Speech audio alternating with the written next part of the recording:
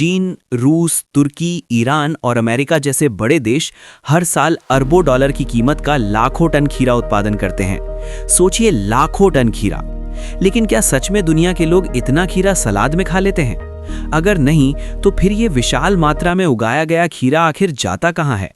आज की इस वीडियो में हम आपको खेत से लेकर फैक्ट्री और फिर अंतर्राष्ट्रीय बाजार तक की पूरी यात्रा दिखाएंगे। आप देखेंगे कि आधुनिक तकनीक की मदद से कैसे कुछ ही महीनों में टनों के हिसाब से खीरे उगाए जाते हैं और फिर उन्हें अलग अलग उत्पादों में बदल दिया जाता है। सबसे पहले बात करते हैं खेती की। सैकड़ों एकड़ जमीन को तैयार करने के लिए विशाल ट्रैक्टर और आधुनिक टिलर मशीनों का उपयोग किया जाता है। ये मशीनें मिट्टी को गहराई तक पलट देती हैं, उसे नरम बनाती हैं और खेत को पूरी तरह समतल कर देती हैं। इससे बीजों को सही वातावरण मिलता है। जमीन तैयार होने के बाद आता है बीज बोने का चरण। ऑटोमेटेड सीड प्लांटर मशीनें बेहद सटीकता के साथ खीरे के बीजों को निश्चित दूरी और गहराई पर बोती हैं। इस प्रक्रिया में इंसानी मेहनत बहुत कम लगती है और समय की बचत होती है। साथ ही खेतों में स्प्रिंकलर और ड्रिप इरिगेशन सिस्टम लगाए जाते हैं, जो जरूरत के अनुसार पानी देते रहते हैं।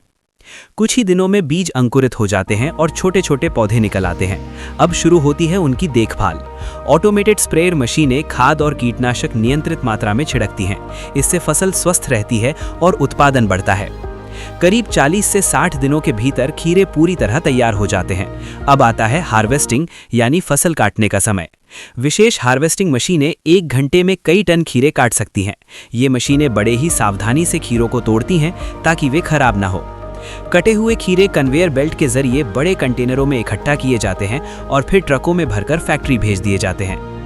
फैक्ट्री में सबसे पहले खीरों को हाइड्रोलिक सिस्टम से उतारा जाता है, फिर उन्हें विशाल वॉशिंग मशीनों में डाला जाता है। यहाँ तेज पानी की धार, घूमते ब्रश और फोमिंग सिस्टम के जरिए हर खीरे को अच्छी तरह साफ किया जाता है। मिट्टी, धूल और रसायनों के अंश पूरी तरह हटा दिए जाते हैं।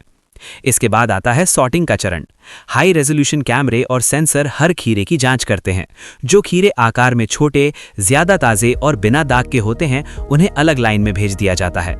खराब खीरों को तुरंत हटा दिया जाता है। ग्रेडिंग मशीन खीरों को उनके साइज के अनुसार अलग करती है। छोटे खीरे आमतौर पर अचार बनाने के लिए इस्तेमाल होते हैं, जबकि बड़े खीरे ताजे बाजार में भेजे जाते हैं। अब बात करते हैं सबसे बड़े उपयोग की, और वो है अचार उद्योग। दुनिया भर में खीरे का बहुत बड़ा हिस्सा अचार बनाने में जाता है। छोटे आकार के खीरों को काटकर स्टेनलेस स्टील के बड़े टैंकों में डाला जाता है। वहां सिरका, नमक, पानी, चीनी, लहसुन, सरसों और अलग अलग मसाले मिलाए जाते हैं। इसके बाद शुरू होती है फर्मेंटेशन प्रक्रिया। नियंत्रित तापमान और नमी में खीरों को कई दिनों तक रखा जाता है। इसी दौरान उनमें खट्टा, मीठा और तीखा स्वाद विकसित होता है।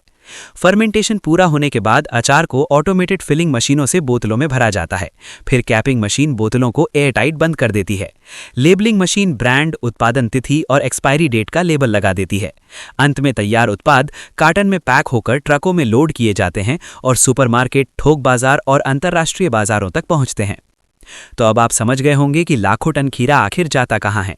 ये सिर्फ सलाद तक सीमित नहीं रहता, बल्कि अचार, सॉस, प्रोसेस्ड फूड और कई अन्य उत्पादों में बदलकर पूरी दुनिया में इस्तेमाल होता है।